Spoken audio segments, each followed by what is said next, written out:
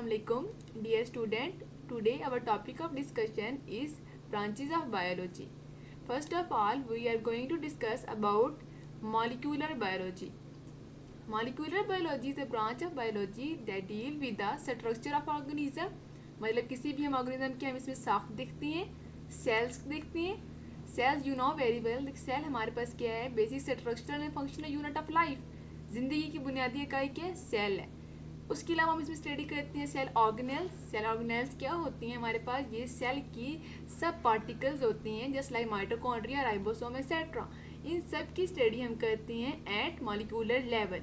Molecular level यही होता है कि हम each and everything microscopic study करते हैं सेल की और सेल की कंपोनेंट की.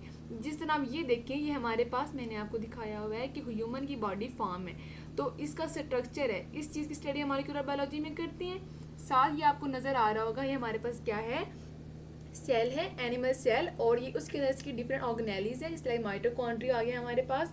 साथ क्या है? ये हमारे पास एसोसिएटेड न्यूक्लियस के साथ जो एसोसिएटेड ऑर्गेनेली होती है वो कौन सी होती है? एंडोप्लाज्मिक रेटिकुलम होती है. ठीक है. और बाकी उसके अलावा ये स्मॉल जो है हमारे पास पार्टिकल आपको नजर आ रहे हैं, राइबोसोम्स. ये सारे हमारे पास क्या है? सेल की कंपोनेंट है जिनकी हम स्टडी मॉलिक्यूलर लेवल पे मॉलिक्यूलर बायोलॉजी के अंदर करते हैं.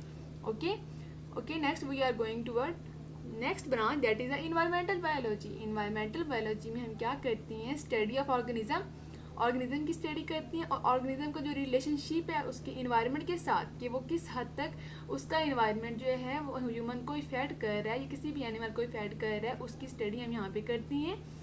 यहाँ पे हम देखते हैं कि इंटरेक्शन जो है ऑर्गेनिज्म का अपने ऑर्गेनिक और इनऑर्गेनिक इन्वायरमेंट के साथ, या फिर इसमें हम स्पेशली जो चीज़ चेक करते हैं वो किसी भी ऑर्गेनिज्म का रिलेशनशिप देखते हैं विद ह्यूमन एक्टिविटीज़.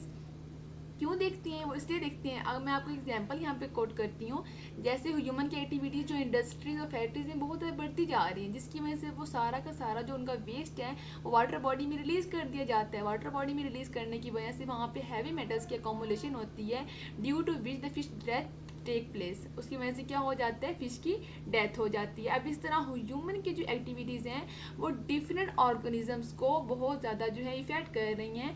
तो हम इन्वायरमेंटल बायोलॉजी के अंदर एक ऑर्गेनिज्म का दूसरे ऑर्गेनिज्म के साथ जो रिलेशनशिप है वो देखते हैं, और एक ऑर्गेनिज्म जो है उसके ऊपर इन्वायरमेंटल जो चेंजिंग आ इन्वायरमेंटल जो फैक्ट्स हैं वो किस तरह इफेक्ट कर रहे हैं उस चीज़ की स्टडी में हम इसी में करते हैं. Next we are going toward microbiology.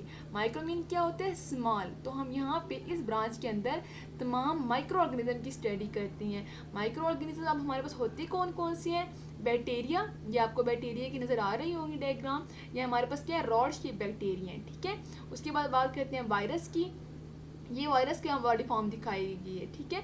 उसके बाद नेक्स्ट आती है हमारे पास प्रोटोजोआंस. प्रोटोजोआंस की बेस्ट एग्जांपल आती है हमारे पास पैरामीशियम है. ये हमारे पास किसकी एग्जांपल है? पैरामीशियम है.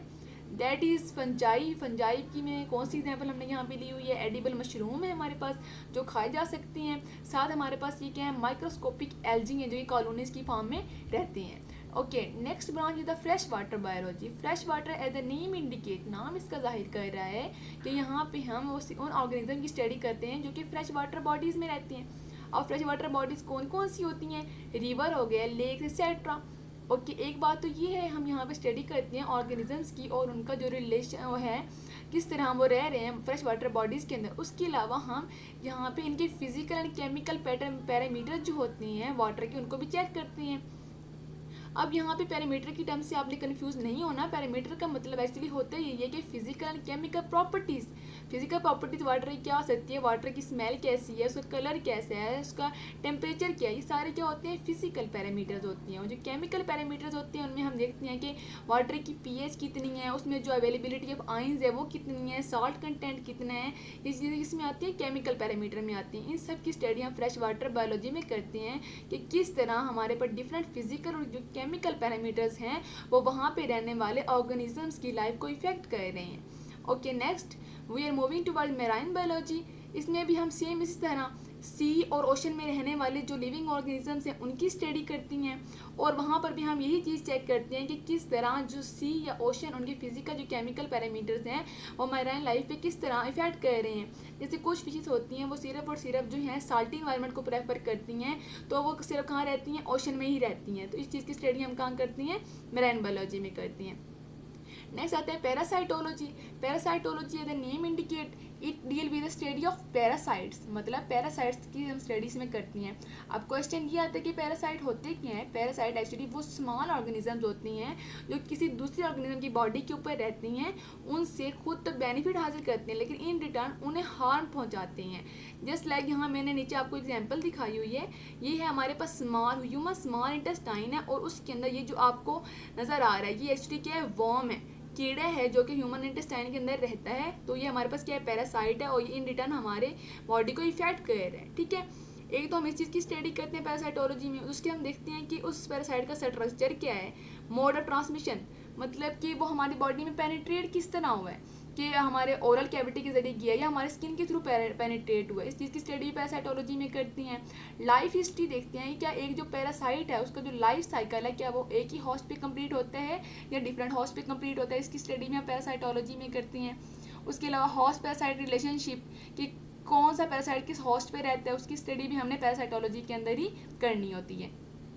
नेक्स्ट आता है ह्यूमन बायोलॉजी।